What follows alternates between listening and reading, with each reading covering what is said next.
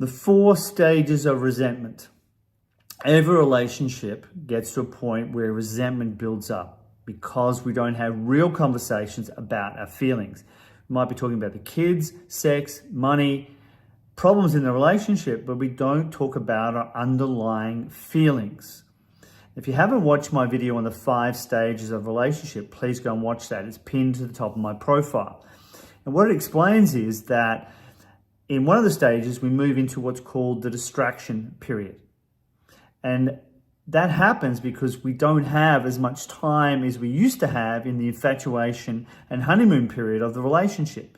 Now we've got work and kids, and we're not spending the same amount of time together. So invariably, we feel like our emotional needs are not being met. And they're very different for men and for women. Women need absolute presence and attention.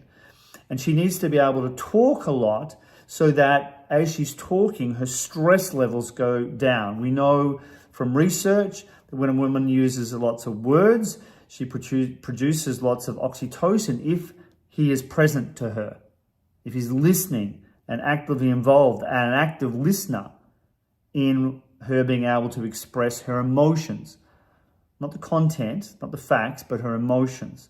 For men, it's much more about physical touch. It's much more if she's touching him, kissing him, holding him, hugging him, coming up and getting a hug from him, being open to him, emotionally, physically open to him. Then he feels like he's connected to his partner. She's making love to him. This is when men get the highest dose of oxytocin, when he makes love to his wife. And so he feels connected. But if that's not happening, then what we feel is the next stage, distraction. She's busy with the kids or she's busy with work, she's stressed, she's running around, and she's not open to him when he approaches. In fact, she's a bit irritable because she's so stressed. Or conversely, he's busy at work, or he's busy with the kids, or he's distracted, or the relationship has descended into the point where he's always busy at work, or going out and playing with his toys, or being busy with his mates. And now we're not spending that time together. We don't have that intimacy. We're not having those intimate conversations that we used to have about our feelings and how we're feeling. And this is where a relationship will slide to the next stage, which is resentment itself. Now it's like my needs not being met here. And despite the fact that I'm trying to break through, which is one of the stages, I'm trying to break through this distraction. But if we don't have the right emotional intelligence to have those intimate conversations, we're talking about the kids, we're talking about the fact that, you know, she's always busy or always stressed and she's always criticizing him, or he's always busy and he's never present and he doesn't have time for the kids and he doesn't have time for her. We're talking about that, but not the underlying emotional need that we have to connect with each other, because we can deal with that if we're connected. 2 is more powerful than 1 when we're connected.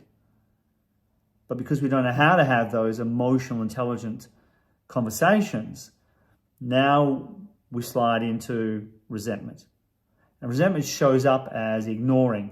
Resentment shows up as angry words. Resentment shows up as shutting down and walking away. Resentment shows up as constant criticism towards him all the time from her.